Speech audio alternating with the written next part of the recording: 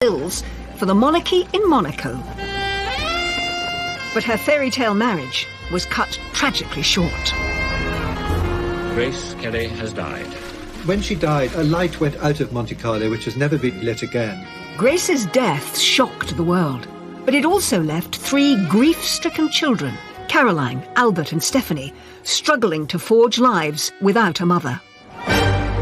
They were thrown into this terrible state. And, of course, if you are royal, the show goes on. For decades, the 3 children suffered misfortune in marriage as they grappled with Grace's death in different and dramatic ways.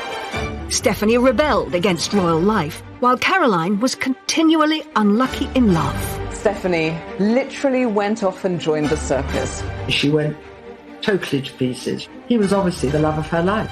And Albert gained the reputation of a playboy prince. Was he tempting fate? Was he taking a risk? Was he trying to destroy his future? I have no clue. Was it their mother's death, a curse, or just being spoiled rotten? For the rest of eternity, none of the Grimaldi family would have success or love or happiness in marriage. When you perceive that, your mother was the greatest gift to Monaco, it must be really difficult to work out your place in that story. Will I ever measure up? Can I ever be as good as her?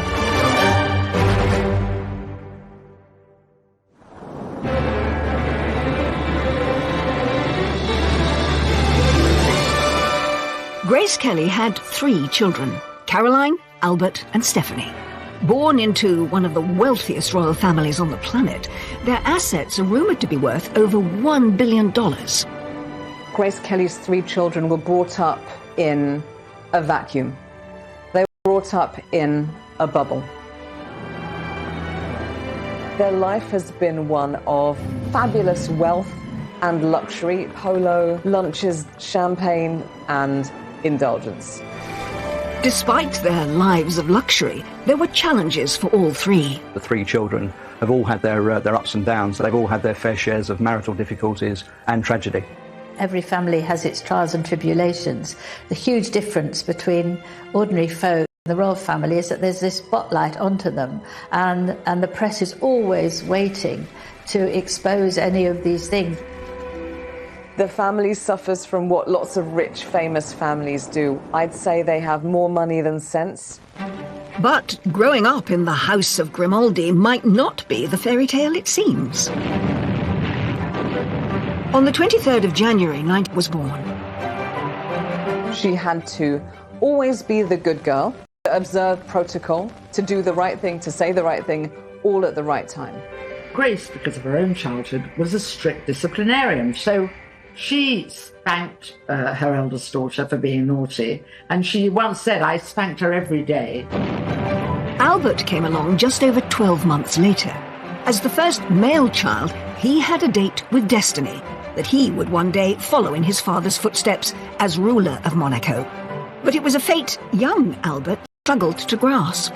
When asked what he'd like to be, he said he wanted to be a cowboy. He found it very hard to sort of engage an ambition for himself, since his role in life was very much laid out before him. As heir, Albert came under the tutelage of his father, Prince Rainier, said to be far stricter than Grace and often absent, preoccupied with the business of ruling the principality. Prince Rainier was extremely wary of other children and of other families getting close to the royal family at Monaco. He didn't really understand why his children needed friends. Caroline's fond of telling a story about how when they were young, they would pretend they were poor, she and Albert, when they played, so they could be like other children. The fact is, once you're in that fishbowl, you're in that fishbowl, and no matter what people do to try to make your life normal, it's not going to be. Born 7 years after Albert in 1965, Stephanie, the youngest, perhaps experienced a more relaxed childhood than her older siblings. Well, Albert once said that Stephanie learnt very quickly how to wrap her mother around her little finger. I think Stephanie was probably a little bit more spoiled than the others and maybe allowed to get away with a few things. Stephanie was inseparable from her mother. But their close connection meant that, together, they went through one of the most traumatic events to hit the House of Grimaldi. What should have been a simple trip, Grace driving her daughter to the train station, turned into a tragedy that would go down in history. Grace was driving round the infamous hairpin bends of the Corniche outside Monaco when she crashed her car. And so Grace Kelly has died. On the 14th of September 1982, Grace Kelly, Hollywood princess turned real royal, died, aged just 52. Grace Kelly and Stephanie were supposed to be catching a train that would take them to Paris. And they were really excited about the trip. So the little metallic green Rover, very sporty little car, it was full of hat boxes and suitcases. They didn't need a chauffeur because he wouldn't fit. So Grace... Corniche are treacherous. I mean, there's endless winding bends. People always will come up with conspiracy theories. She may have had a small stroke or something like that, but she lost control of the car. When she came to, she was disorientated. She jammed her foot on the brakes. Now, there's a bit of doubt around this because it might be that she had accidentally jammed her foot on the accelerator and the car went faster. Stephanie reached for the handbrake, but terrifyingly, the handbrake didn't work. The car was out of control. It slammed through a wall and plunged around 100 feet off the side of a cliff. It was reported afterwards that neither Grace nor Stephanie were wearing their seatbelts. Stephanie was injured in the crash. She had lost a tooth. Her mouth and her tongue and her lips were all cut up. Princess Stephanie has a broken vertebrae, but she's fully conscious, sitting up in bed and eating normally. It was a miracle Stephanie had survived, but the injuries sustained by her mother were devastating. After she was rushed to the Princess Grace Hospital, her health seemed to rapidly deteriorate. She suffered another stroke, and that led to a brain hemorrhage, and she was actually put on a life support machine. Doctors told Prince Rainier and Princess Caroline and Prince Albert that there was no hope for her. So they took the terrible decision to turn off the life support machine. Just one day after the accident, and with her husband of 26 years by her bedside, one of the biggest and most iconic names in Hollywood history, Princess Grace of Monaco, passed away.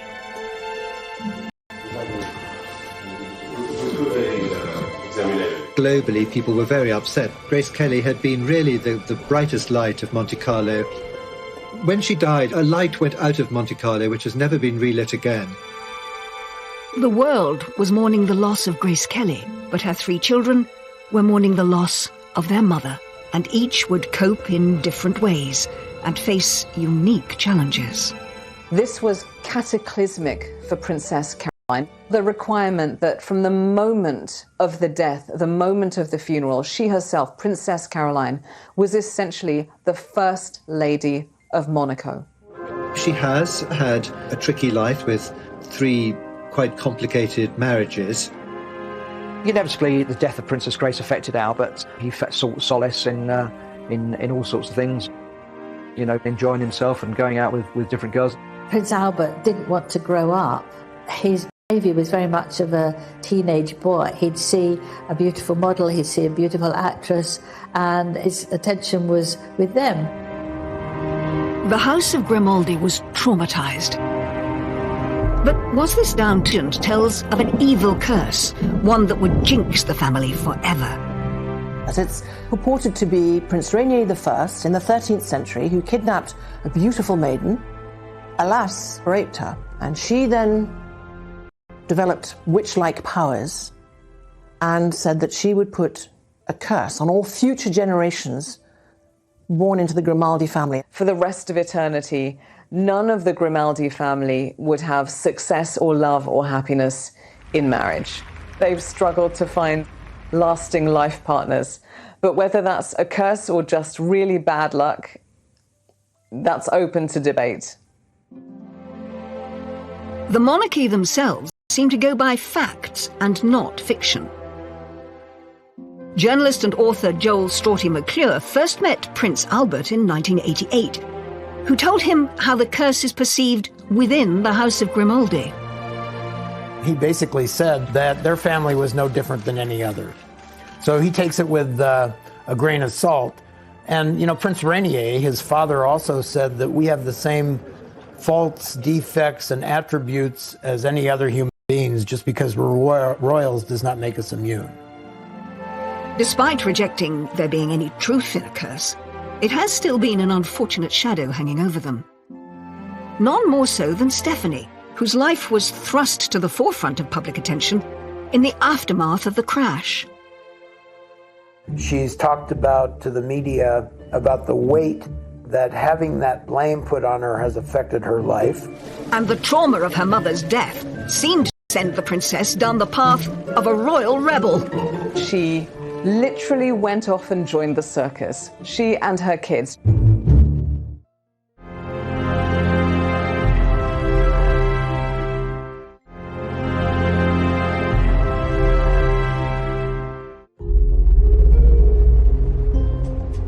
At the age of just 17, Princess Stephanie was thrust into the spotlight as speculation started to spiral that she had caused the accident that killed her mother, Grace Kelly. Stephanie had to deal with some extremely nasty and, I believe, traumatic rumors that Stephanie herself had been driving, or that she'd been quarreling with her mother and that she had distracted her mother. None of those things were true. In cases where somebody's been through a tragic loss or been in an accident, there is a sense of, could I have done something different? And sometimes people experience survivor guilt. But it's certainly not helped when other people, outsiders, start pointing the finger at you. And I have to say, I think Rainier was so desolate, so upset that he was, of course he was there, but he was not as useful as they were. Speaking to ABC News in America about that traumatic time over 20 years later, it's clear from this television appearance that the accident had deeply affected Stephanie, not only physically, but mentally. In other words, you killed your mother. It's hard enough even, losing your mother and then being blamed for it. I mean, it's terrible. She's talked about to the media about the weight that having that blame put on her has affected her life. I think it's a terrible thing that she went through. It was just a very freak accident. Stephanie's brush with death and the trauma of the sudden passing of her mother seemed to instill in her a desire to live life for the moment. It set her down the path to being a royal rebel, but it also liberated her in a weird way because she thought, well, you could lose anything in just 1 minute. So I'm going to take everything I can of life and follow my own whims and desires, which she did, not always for the better. Stephanie Marie Elizabeth Grimaldi was born on the 1st of February 1965. Welcomed into the world with a Monegasque traditional 21-gun salute, she was Grace and Rainier's third and perhaps most colourful child. Third child, was spoiled, much more than the first and the second, and Stephanie took full advice and full advantage of this. Stephanie was so stubborn and lively, extremely rebellious and very naughty indeed. Even her own mother said, I should have beaten her like a gong without making her give way. Grace had a very loving pet name for Stephanie. She called her enfant terrible, which means terrible child or naughty child. The wide age gap between Stephanie and her siblings Caroline and Albert may have strengthened the bond between mother and daughter, but this close relationship would perhaps have consequences in years to come. Prince Rainier was worried about how close Stephanie was to her mother because it's an interdependence as opposed to being preparing you for your future life. We say in French, dans les jupons de sa mère, in the petticoats of her mother. But when her mother died, 17-year-old Stephanie was suddenly left without the guidance and support of her closest ally. Princess Stephanie was quite insecure as a child and hung on to her mother whenever she could and very much needed her to help her cope with. Stephanie had to face the journey into adulthood without her mother. The princess was keen to get a taste of life outside of the palace. She had the connections, but struggled to find her calling. She tried modelling, then she realised The really interesting thing in fashion probably is to be a designer. There's a lot of boring stuff, as we all know, about work, and Stephanie wasn't used to boring.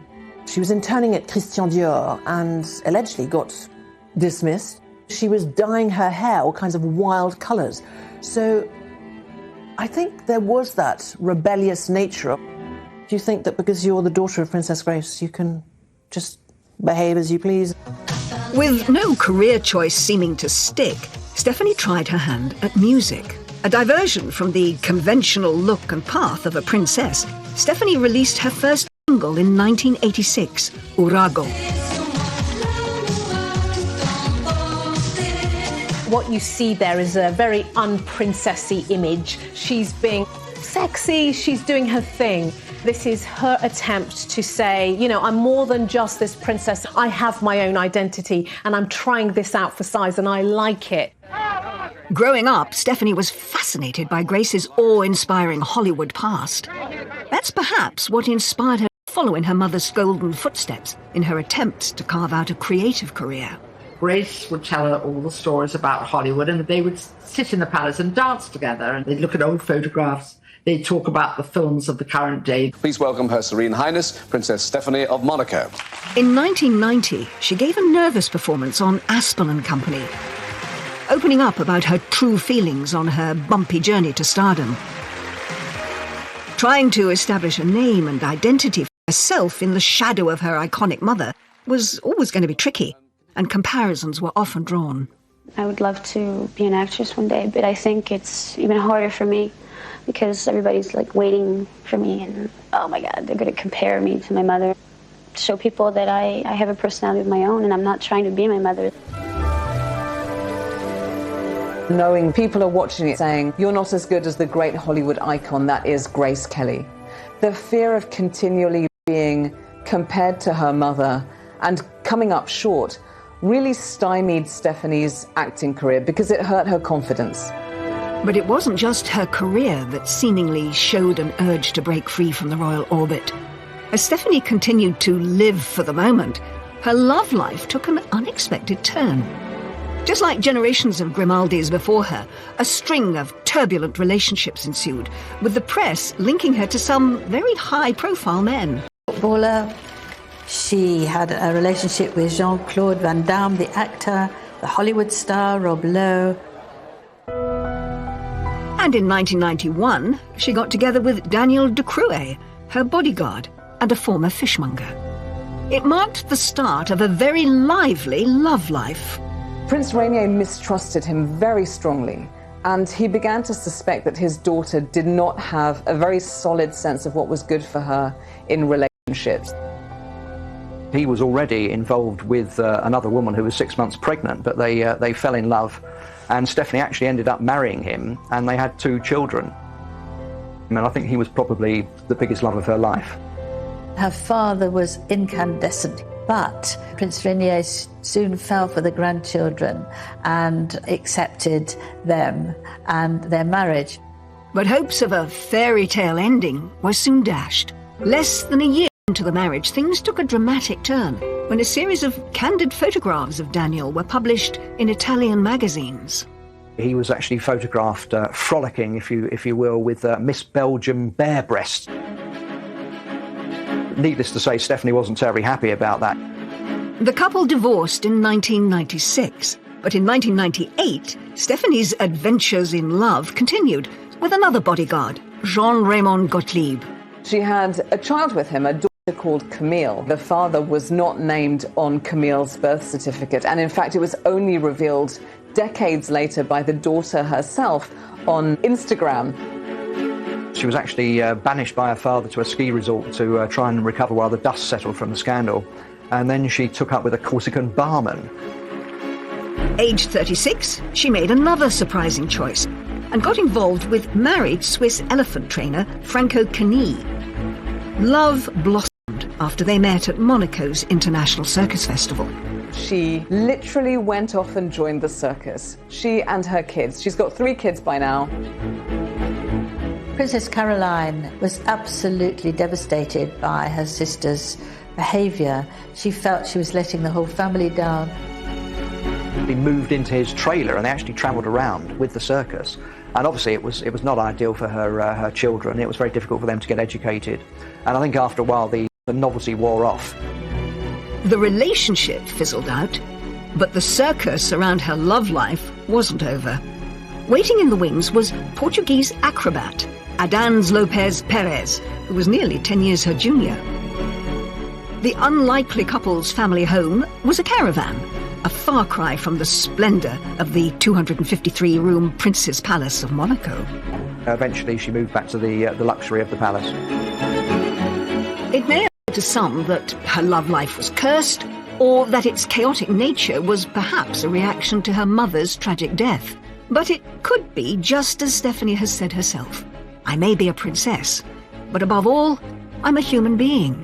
If you step back and look at their lives, which was very, very small, a very tiny bubble of people were allowed to enter into it, you have very little life experience about what people are like, what relationships are like. So I wonder whether this is a way of experimenting. I'm going to go for all kinds of different people that I find exciting because they're opposite of duty and restraint.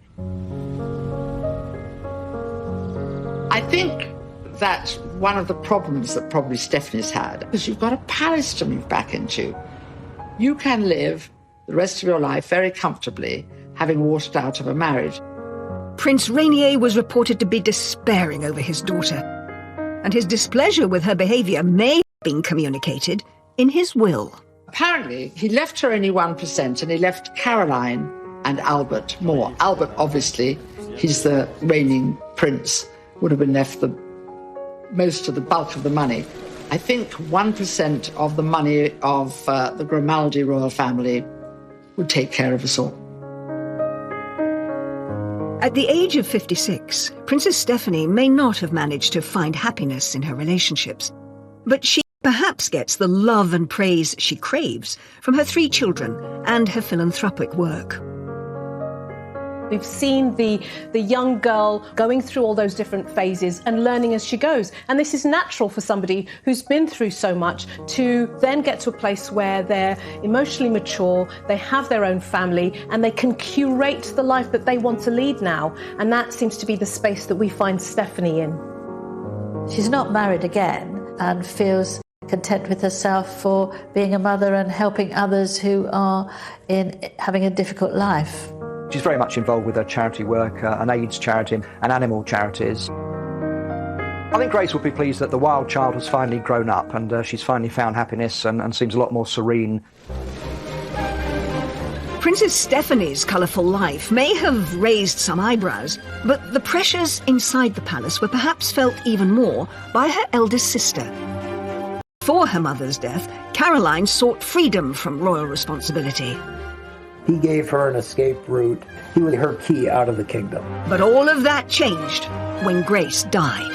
Caroline had to look immaculate, behave immaculately, because her reputation is Monaco's reputation.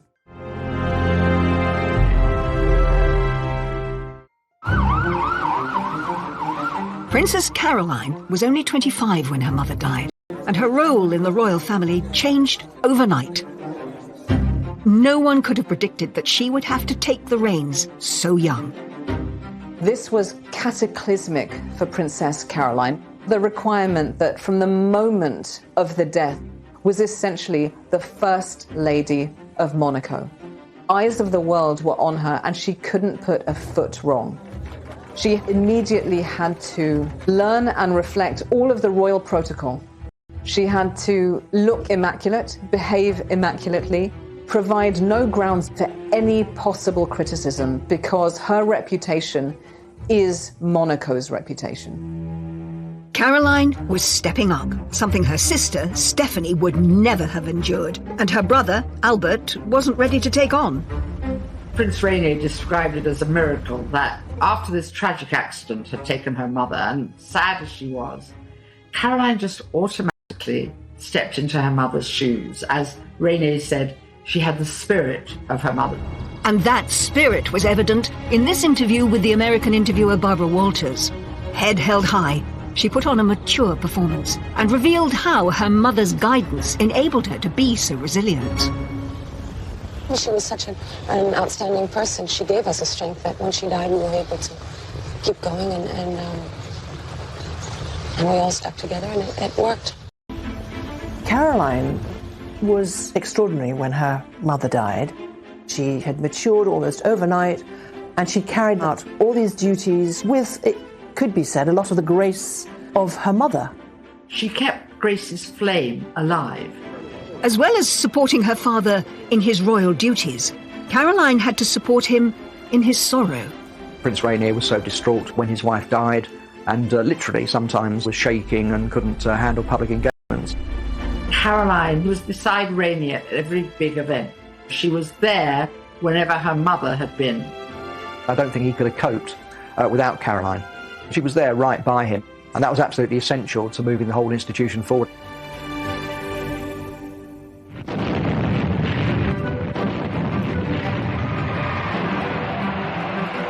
The birth of their first child was a beacon of light for the Grimaldi family. Born in torrential rain, there were high hopes for Princess Caroline. Princess Caroline was born in the middle of this huge storm. And local superstition has it that's a very Mediterranean climate, and rain is always a good luck sign. And since there was this feeling, there was this curse on the Grimaldis, everybody thought this girl will have real character because the rain has come down during her birth. For Caroline, the pressure was on. There was no space for her to say, hang on, I know this is what I'm supposed to do, but what about what I want? What about my hopes and desires? What if they compete with what's expected of me? Is there any space for me to do that? And the answer was no. There was no space for her to misbehave. Although Caroline had managed to step up to First Lady and handle it so well, it was a far cry from the lifestyle she'd become used to in her university days in Paris.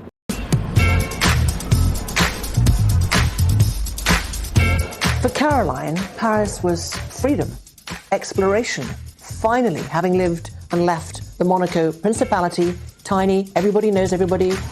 She really longed to escape, so Paris was her escape. She was finally free of the stiff formality of Monaco and of being a kind of Euro royal where you're expected to behave all the time. She was able to sow her wild oats, and she certainly did. She wanted to get out. She wanted to get away from, if not out of, that fishbowl. But escaping Monaco didn't deliver the freedom Caroline had hoped for. She was photographed by the paparazzi all the time, smoking and drinking and cozying up to her friends who were also equally glamorous and well-appointed. Having a good time as a young, talented, privileged woman is not some sort of crime, but she was painted as a party animal in a negative way. Caroline, in that famous interview with Barbara Walters, gave her side of the story. When I was 18, 19, like every kid my age, I used to go out to disco on Saturday night, which I don't find astounding in any way. I went out far less than anybody in my generation, but people think that I lived in nightclubs and parties, and it's silly. It's so untrue. She was portrayed by the press and the paparazzi as somehow being unclassy or downscale or loose. These were really slanderous, nasty things to say about her. She found it violating. Her father, Prince Rainier, said, I would shoot these people if I could. She's got her real first taste of freedom, and yet she's got the paps on her tail, looking at her every move, judging her. The headlines are all about this party girl princess. When you see that as a young person, that's going to be incredibly stressful, because it's saying, get back in your box, be this perfect princess. She literally became fodder for the photographer. Obviously, pictures of her smoking and drinking and falling out of bars didn't look very good. And these images of Caroline's lifestyle in Paris didn't play well back home in Monaco. The population in Monaco were absolutely shocked that she was doing things that ordinary people were doing, whereas she should be sitting quietly and obediently in the palace waiting for her prince to come. They wanted her to sew and to learn how to embroider and to wait for an arranged marriage, but she didn't want that. What Caroline did want was to live a normal life. And to her, that meant choosing who she married, a Parisian businessman named Philippe Junot. She saw him, she said later, as her ticket to freedom. Liberté, me voilà, freedom, here I come. Hey, I'm doing what I want to do. This is my life, my choice. Instead of being under the control of my parents in the small principality, guess what? I'm in Paris and I'm living my life. He gave her an escape route. He was obviously her key out of the kingdom. The royal family organised the wedding, which was attended by over 600 guests and celebrities from all over the world. After this lavish public event, Princess Caroline and Philippe Junot escaped to Scotland for their honeymoon and some peace and quiet. The wedding was obviously publicised all over the world. Were you very happy with the way that it went eventually? Yes, we were. We really enjoyed it, and it was really beautiful. But even in the Scottish Highlands, Princess Caroline couldn't escape the cameras. How's married life? Are you enjoying things? Yes, absolutely. Great. And how do you like Scotland? Oh, it's beautiful. First time we're here, so it's really lovely. Beautiful. What we saw up to now was great. The press intrusion did not let up. Later, Caroline would channel her energies into fighting for her right to privacy. She actually took action to the European Court of Human Rights to try and get a privacy agreement so that she could be left alone and other members of her family, and that was actually upheld. Caroline's parents were not enamoured with her choice of husband. Princess Grace had predicted that Caroline's marriage to Philippe Junot would only last 2 years. Well, what happens is that mothers are often right because they've own experience, and Princess Grace was quite convinced that the marriage would not last more than 2 years, and she was spot on. It didn't. When that marriage went south, I think her parents were very relieved. Junot was seen as the antithesis of what both Grace and Prince Rainier wanted for their daughter. She went into it very young, and it had disaster written all over it from the beginning. Princess Grace said it's good that she had a failed first marriage. Now she can have a successful second one. But Grace would not live to see that success. The second marriage would come in 1983, when a young Italian, Stefano Casiraghi, entered Caroline's life. He too was an aristocrat, very distinguished, very moneyed, very debonair. She has described him as the love of her life. Stefano Casiraghi was a businessman. He had his fingers in several pies. In fact, one of them was a shoe business, and Caroline joked that she was delighted because she loved shoes, and he got some specially designed for her. She finally found happiness in someone who allowed her the best of both worlds. She could continue her duties in Monaco, but also live the normal family life she had longed for. He understood her role in Monaco. He understood that she needed to shine. She was a famous face they all recognized, a familiar face that they all admired, a woman who had a life that she had to continue with, and he supported her in all that. Caroline might have found the love of her life, but her father was less impressed. Stefano Casiraghi was younger than Princess Caroline, Italian, and had a reputation that did not please her father, but I'm not sure any man would have pleased Prince Rainier. Despite her father's issues, Caroline and Stefano married in December 1983. In contrast to her first marriage to Philippe Junot, which had all the bells and whistles, 600 people attending, this marriage was very low-key, civil wedding with only 20 people. The marriage was a success. Caroline and Stefano were happy. They had 3 children, Andrea, Charlotte and Pierre. Had Caroline managed to break the Grimaldi curse? I think Caroline settled into motherhood very easily, and I think in some ways it helped that she had 3 children very quickly, because it really made her, in the eyes of the public, a mother figure, and I think people were able to see her in a different light. They were probably some of her happiest years. It was, for her, like a dream come true. He was a great companion and a great husband from her point of view. He was quite happy to be in the background, but a great family man. The children all adored him. Caroline was in the midst, when she married Stefano Casiraghi, of being Monaco's first woman. And that role would not end, of course, until Prince Albert took a wife, and those obligations were shared, if not dropped. I think that she continued willingly to fulfill her princessly obligations to the country, a mother, but she fought on. She did what she was supposed to do. In October 1990, Stefano was competing in a powerboat race in Monaco, a sport at which he excelled. Usually, Caroline would be cheering him on, but that day she had an important meeting in Paris. She decided to go to Paris and approach her first husband, Philippe, and ask if he would agree to an annulment. Princess Caroline wanted the annulment because she had found a man she really loved, she had his children, and she wanted to move on. She wanted to draw a line under her past life. She wanted her children to be recognized by the church instead of considered illegitimate. So she petitioned endlessly, tirelessly, the Catholic Church to annul that marriage.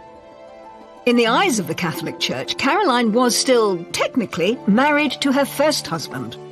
Though they had both gone through civil divorce, they hadn't got a Roman Catholic nullification through. The Roman Catholic Church works very slowly. And she'd hoped that Juno, who by then also had remarried and had a child, would be very keen for this to happen as well. Whilst in Paris, Caroline could never have predicted the events that would follow. Back home in Monaco, there was about to be yet another twist in Caroline's tale.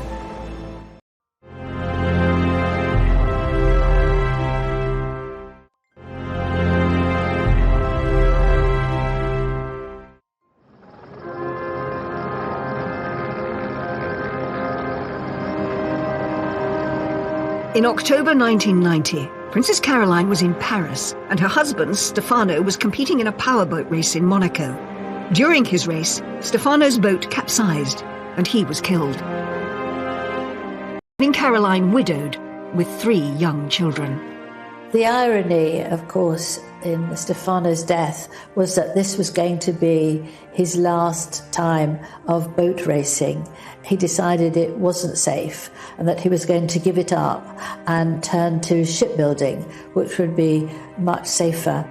It was a very responsible decision if he was father of 3 children, but tragically, it was not to be. Caroline's world had fallen apart again. The man she had found who could support her in her royal role was gone.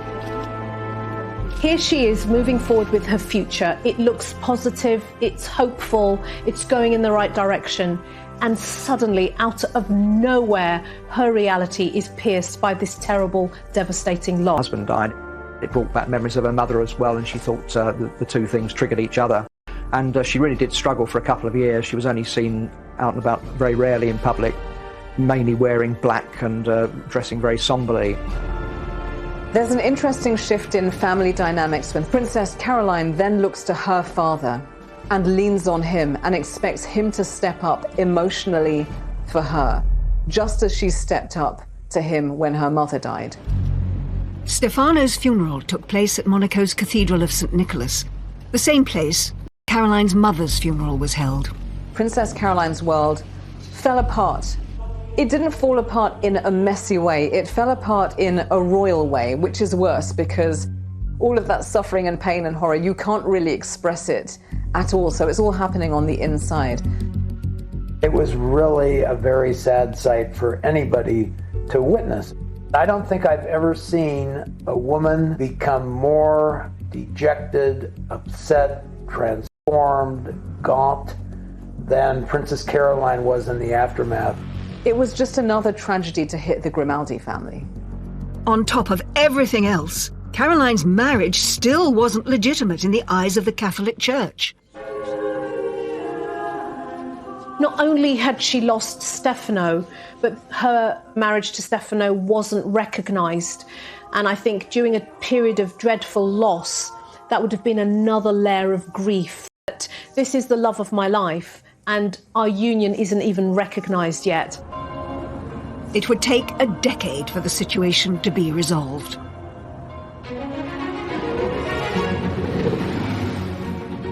Just as Caroline began to get back on her feet again, an old acquaintance, Prince Ernst August of Hanover, came back into her life. Another shot at marriage was on the cards.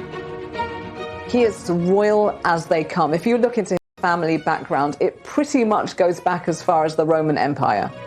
He is super duper, unbelievably mega posh, every which way you look at it. And he has connections to every major European royal family, including the English royal family through King George. On paper, they were a good match, and in 1999, they decided to tie the knot. In one sense, he was exactly the right person for her, but in terms of his character, he was bad news. Alas, he doesn't always have terribly royal or regal behaviour. Indeed, he has urinated in public, he allegedly has broken the nose of a cameraman, and woe betide, and what a crime of lèse-majesté, he kissed the Queen. Checkered past, and I think Caroline thought that, marrying somebody who had the right credentials, but obviously knew about his colourful private life, and I think she thought she could possibly tame him, but in fact he carried on as before. It came to a head when Caroline had to attend to her father, who fell seriously ill. Prince Ernst was nowhere to be seen. He actually was in a coma in hospital, brought on by heavy drinking, and at one point he was actually hovering on the brink of life and death, and so it was quite possible that Caroline was going to lose her father and her husband in the same week. The one time that she really needed her husband, he himself was ill. Caroline's third marriage had broken down. They went their separate ways because he brought shame and scandal into her life.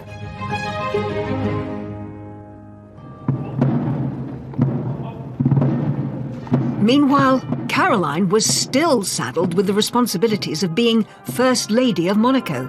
No one could have predicted she would have been in this position for so long. I think Prince Albert felt very pressured by his older sister, Princess Caroline, who wanted to relinquish the role of First Lady of Monaco. She is just thinking, Prince Albert, will you just get on with it? Will you just settle down, marry, provide an heir, and then I can really get on with my life? In 2005, when their father died, Albert had to step up and take on his father's role. It was a chance of freedom for Caroline. But after all these years, her brother had still not married. Prince Albert didn't want to grow up. His behaviour was very much of a teenage boy. He'd see a beautiful model, he'd see a beautiful actress, and his attention was with them. And his poor sister had to fill in for him a lot of times and be there for him. The credit to Princess Caroline that she was required to maintain face all the time, and she did. She did her duty. Caroline could have been freed from her duties if Albert had found a wife sooner. As early as 1985, when Albert was only 27, he was already being asked the question that would define the public perception of him for many years to come. It was a question Albert grew tired of, etched on his face in this Barbara Walters interview. I have to ask you that question you must be so sick of. You know what it is? Yes, I'm ready. Why don't you ask it and answer it? The question is, what about marriage? The answer is, I don't know. It was very interesting in Barbara Walters' interview with Prince Albert because he didn't like the question and he dodged it. He didn't. My wonderful sister has given up so much for me. He could do what he liked, he could say what he wanted. As long as his sister was stepping up to be First Lady, he didn't have to bother. Was there a reason that Albert wouldn't settle down? Would his playboy lifestyle eventually get the better of him?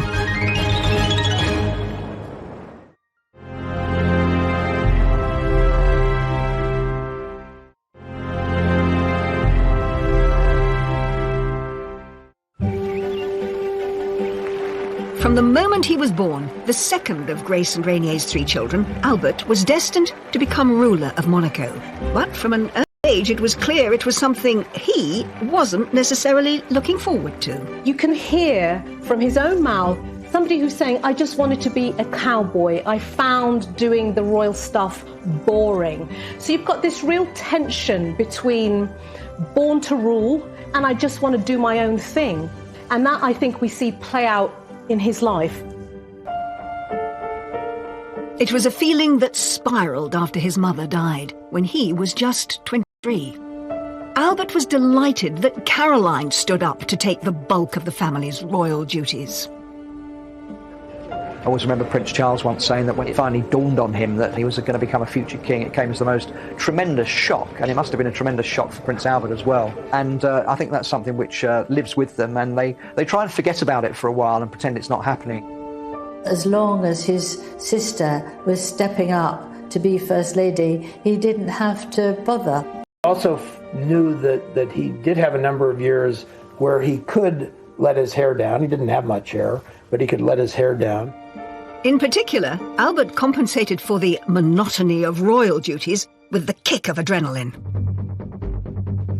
He was a marksman, he was a very good swimmer, he actually took up judo, he became a judo black belt, skiing, and he actually took part in the Paris to Dakar rally, although he didn't actually complete it. And in fact, he's the only royal that I know of who's actually been to the North Pole. So he was quite an action man. Albert may have been inspired by his grandfather's sporting prowess. Grace's father, Jack Kelly, had won 3 gold medals in rowing across the 1920 and 1924 Olympics. Albert also had Olympic ambitions, but his involved a lot more speed. Prince Albert was interested in bobsledding because he said that it gave him a buzz and it made him feel as if he was alive. Albert established Monaco's first ever bobsleigh team, despite the Principality having no snow and no mountain. Championships. It wasn't easy at first, you know, people couldn't even spell the word bobsleigh, let alone know anything about it, so we've come a long way. Albert competed in 5 Olympics, never coming higher than 25th. I spent a lot of time with Albert the bobsledder, and I felt that he was taking this as seriously as any athlete would take a competition. I was quite impressed. The sense of participating in an international event, especially a winter event, from a Mediterranean country, was really quite exciting for them. But when it came to ways of postponing responsibility, Albert's love life, as it was for his sisters, was perhaps even more adventurous than his sports. I can remember doing a story for Cosmopolitan magazine in 1990 titled Prince Albert is Available. At that point, he was considered one of the most eligible bachelors in the world. He was linked with many, many girlfriends, Brooke Shields, Naomi Campbell, Claudia Schiffer, and many others. He was having a fairly hedonistic lifestyle and trying to forget that his destiny was eventually to take responsibilities. The prospect of Albert knuckling down and finding a wife to take on Caroline's duties as First Lady seemed remote. In 1987, former Playmate model and German actress Bea Fiedler claimed Albert was the father of her child Daniel. There was a certain amount of controversy about where the DNA for the testing had come, and a judge actually threw that case out, so that wasn't proven. Albert's risky behaviour seemed tailor-made to spice up what he described as boring royal duties. But it was clear his Hollywood mother's life and death also weighed heavily on him. What a fate to have Grace Kelly as a mother. I mean, that beauty, that charm, that vivid intelligence, that charisma. I think that Albert must have felt both the weight of the expectations on him and the public role that he was absolutely, clearly expected to play. I think what he got from his mother was not anything she said, but who she was and the way she carried herself and the way she herself had adapted to becoming Princess of Monaco. He certainly has a sense of calm and lack of drama and acceptance of things that seems to have come more from his mother than from his father. He certainly has a greater sense of equanimity than his sisters do. When you perceive that, you know, your mother was the greatest gift to Monaco and was this beautiful, incredible actress who became, if you like, the perfect princess, it must be really difficult to work out your place in that story. Will I ever measure up? can I ever be? In 2005, he was still unmarried and Caroline was still First Lady. Just 6 days before his accession came another bombshell that hinted that Albert wasn't going to settle down anytime soon. Prince Albert officially acknowledged that he was the father of 22-month-old Alexandra, an out-of-wedlock son with former flight attendant Nicole Cost. Well, there have been rumours before about love children, and he denied it. Another illegitimate child resurfaced in the week before he was actually going to be enthroned. And then subsequently the paternity suit actually turned out to be true. Albert was forced to go onto French television and face up in this stiff and uncomfortable interview.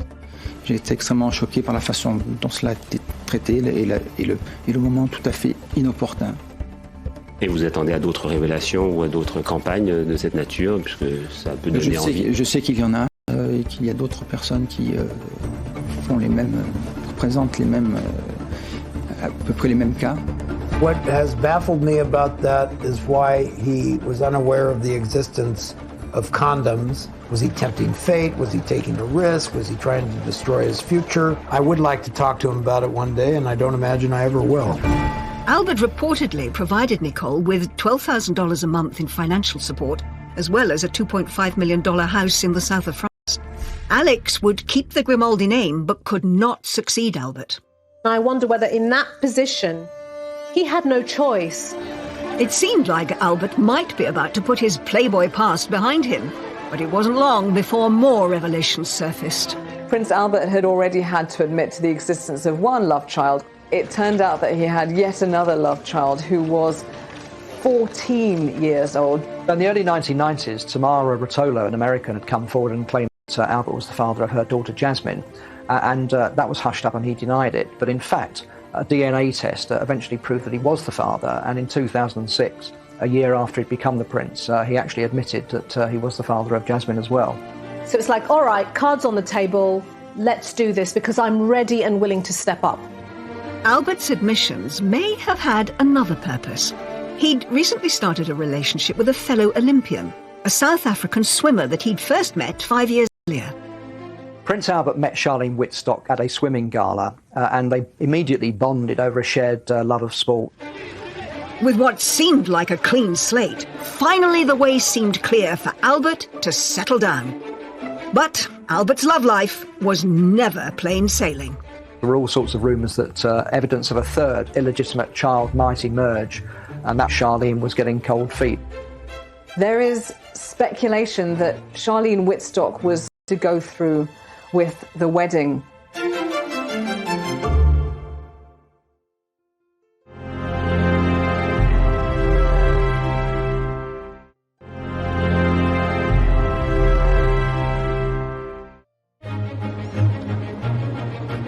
By 2010, all three of Grace Kelly's children, now in their 40s and 50s, had spent their entire adult lives cursed by an inability to find a happy marriage.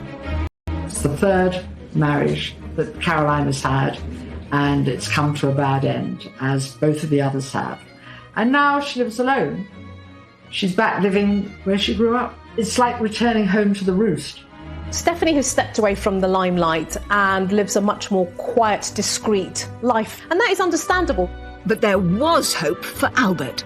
In June 2010, Albert was sat on the side of the bed as his girlfriend of 5 years, Charlene, was packing to leave the apartment. He did it in a very straightforward way. No violins, no beachside romantic setting. He was just in Charlene's flat and he said, "Would you like to marry me?" And she thought he wasn't being serious. He'd actually rang her father before he proposed to Charlene. He chose the timing very badly. He rang Charlene's dad when there was about to be a very big football match in the World Cup, South Africa versus France. Her father congratulated him and said, "That's great, I now have to get off the phone. There's a football match I want to watch." I don't know at the time if he immediately knew that this is the woman I want. He has told me that he felt sorry for anybody who would become the Princess of Monaco due to the fishbowl effect and the obligations that come with that role. But he obviously waited a long time before he chose someone and was sure after a number of years that she was the one. I think in retrospect, That was his timetable. After years of failed relationships and 2 confirmed illegitimate children, Albert's engagement to Charlene was announced on June the 23rd, 2010. But marrying a prince isn't an easy thing to do, especially one with a mother like Grace Kelly. I think Albert was worried about the inevitable comparisons to Grace Kelly, and he was concerned that Charlene might not be able to cope with this, knowing that you're forever going to be compared to them and put on that pedestal. So it was quite a big decision to make. Grace Kelly had struggled with intense loneliness at the start of her royal marriage, struggling to come to terms with being a princess. Albert feared the same would happen to Charlene, risking both her and his happiness. The rumours of him being a playboy, of him being a womanizer, really bedeviled his whole, teenager adulthood right past. On the 2nd of July 2011, the most glamorous, high-profile event since the 1956 union of Prince Rainier and Grace Kelly took place at the Pink Palace.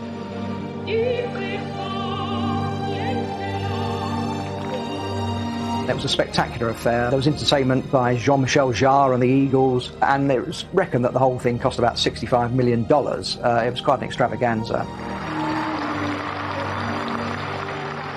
But despite the glorious weather and the smiling congregation, the rumours swirled again, and a happy future looked far from assured. In front of the full glare of the palace cameras, Charlene cried uncontrollably. What did not fail to hit the headlines and get an awful lot of coverage is the fact that she appeared to be crying on her wedding day. The royal couple publicly denied that Charlene was an unwilling bride, after tabloids had circulated rumours that Charlene had been spooked by talk of a third confirmed love child for Albert. That wasn't in a cathedral as his mother had been. That was actually in a courtyard at the palace as well. It rather feeds into the narrative that Charlene was slightly worried about what was happening.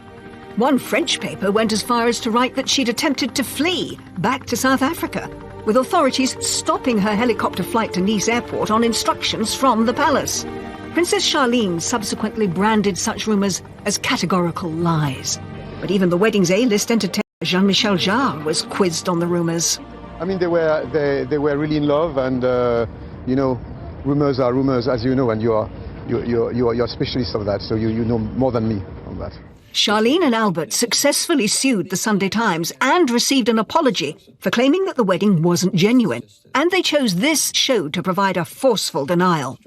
So why would we go through all this effort to have this fantastic, couple of days and have our most intimate, dearest friends come and join us for us to be reluctant? That was also a wonderful opportunity for them to ride on something in a negative spin because people would buy. Lots of women have cried at their wedding. So bad for the makeup, but good for the soul. And she was very emotional. And I think that this sort of wedding would have been overwhelming to many people. And I think that she was overwhelmed. After years of procrastination, it finally looked like Albert was the first in his family to find true happiness in marriage. 3 years later, on December the 10th, 2014, Albert finally fulfilled his royal duty and provided an heir. At 5:04 p.m. and 5:06 p.m, twins Gabriella Thérèse Marie and Jacques Honoré Rainier were... Finding that partner, getting married to Charlene Wittstock, and having those twins, and having an heir, Jacques, I think will have been immense relief.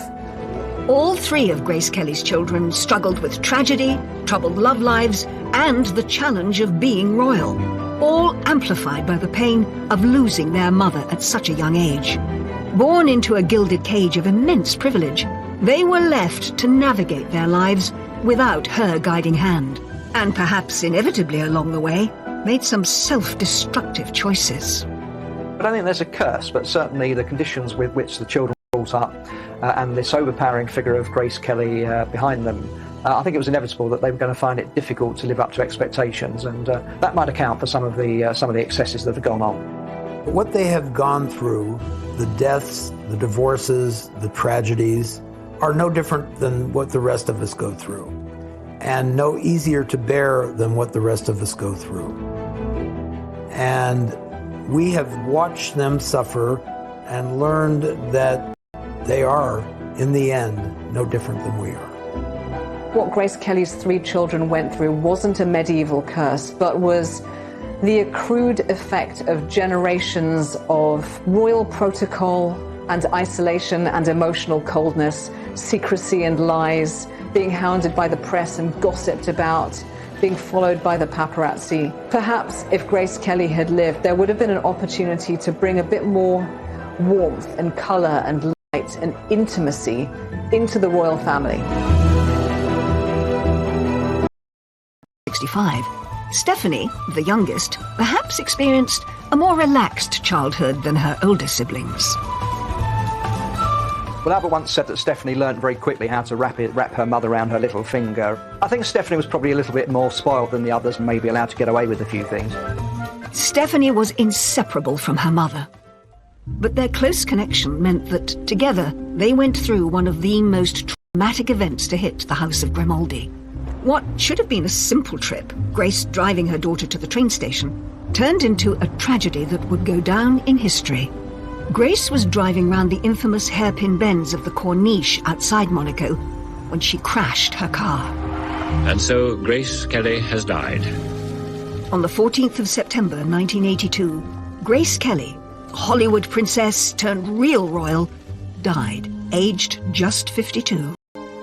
Grace Kelly and Stephanie were supposed to be catching a train that would take them to Paris, and they were really excited about the trip. So the little metallic green Rover, very sporty little car, it was full of hat boxes and suitcases. They didn't need a chauffeur because he wouldn't fit. So Grace Corniche are treacherous. I mean, there's endless winding bends. People always will come up with conspiracy theories. She may have had a small stroke or something like that, but she lost control of the car. When she came to, she was disorientated. She jammed her foot on the brakes. Now, there's a bit of doubt around this because it might be that she had accidentally jammed her foot on the accelerator and the car went faster. Stephanie reached for the handbrake, but terrifyingly, the handbrake didn't work. The car was out of control. It slammed through a wall and plunged around 100 feet off the side of a cliff. It was reported afterwards that neither Grace nor Stephanie were wearing their seatbelts. Stephanie was injured in the crash. She had lost a tooth. Her mouth and her tongue and her lips were all cut up. Princess Stephanie has a broken vertebrae, but she's fully conscious, sitting up in bed and eating normally. It was a miracle Stephanie had survived, but the injuries sustained by her mother